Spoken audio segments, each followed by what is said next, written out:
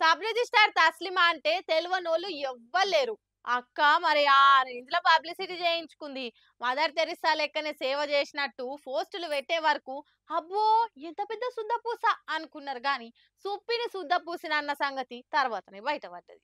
తస్లిమా గారి ఏందో అనుకున్నాం గానీ పెద్ద అవినీతి తిమింగలమే ఉన్నది. పైన పటారం లోన లొటారం అన్నట్టు మీదికి కూడా మదర్ తెరిసా లెక్క, లోపటికి కూడా లంచాలు తినే జల్గా అన్న సంగతి మొన్న బయటపడ్డది కదా. ఇక ఏసీ బోలియాల ఆమె ఇంటి మీద రైడింగ్ చేసి ఎంక్వైరీ చేస్తే ఆస్తుల చిట్ట అంతా బయటపడ్డది. వరంగల్ హన్మకొండల 5 బంగ్లాలు 3 ఎకరాల పొలము బంగారం మస్తుగా ఎన్కేసిందట.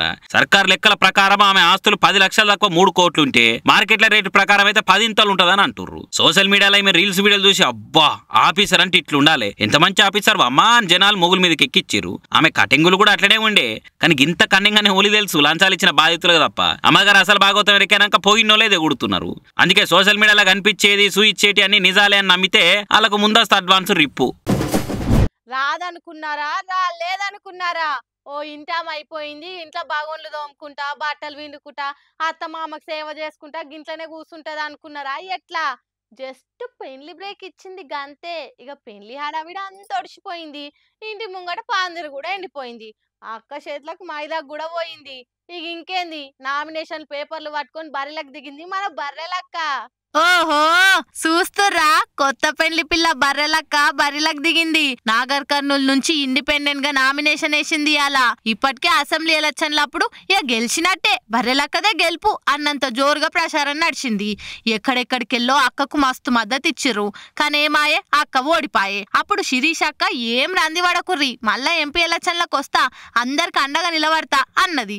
కానీ కట్ చేస్తే నా పెండ్లి మీరంతా తప్పకుండా నా పెండ్లికి రావాలి అని పత్రిక పంపించింది. అది చూసినాక చాలా మంది ఏదో పొడి చేస్తా చేసేస్తా అంటివి కదా, గిదేంది మళ్ళా అనుకుంటా మస్తు గరమైన అక్క మీద. ఓడిపోయింది, ఇక ఆమె పని అయిపోయింది, పెండ్లాయే, ఏమున్నా మోగుణ్ణి అత్తమామలను చూసుకుంటే శాత చేసుకుంటుంటది అని అనుకుర్రు. కానీ చూసిర్రా, ఈసారి ఇంకా డబల్ ఎనర్జీతోని బయటకు వచ్చింది.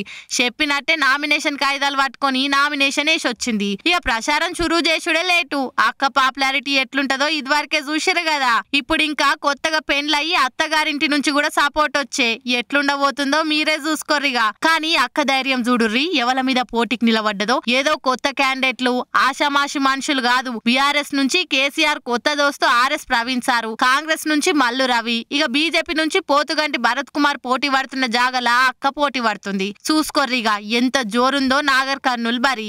ఎట్లకైనా గెలవాలే, ఏదన్నా చేసి గెలవాలే అని గట్టిగా దానిలాడుతున్న 3 పార్టీల నడుమ చూసుకుందాం మీ పతాపమో నా పతాపమో అనుకుంటా మన బర్రెలక్క ఇండిపెండెంట్ గా నిలబడ్డది. అప్పుడు అసెంబ్లీ ఎలక్షన్లకే మస్తు జోరుండే. ఇప్పుడు ఎట్లా నడుస్తుందో రేపు చూడాలిగా మన బర్రెలక్క పతాపము.